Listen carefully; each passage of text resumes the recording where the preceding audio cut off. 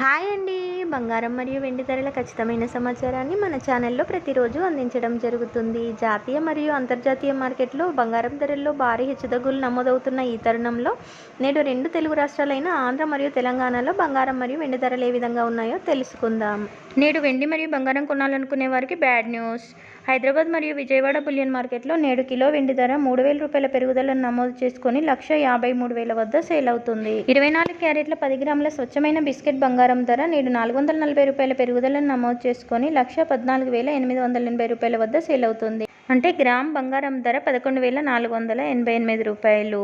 22 క్యారెట్ల 10 గ్రాముల ఆభరణాల బంగారం ధర నేడు 400 రూపాయల పెరుగుదలను నమోదు చేసుకుని 1,05,300 రూపాయల వద్ద ట్రేడ్ అవుతుంది. అంటే గ్రామ్ బంగారం ధర 10,530 రూపాయల వద్ద ఉంది.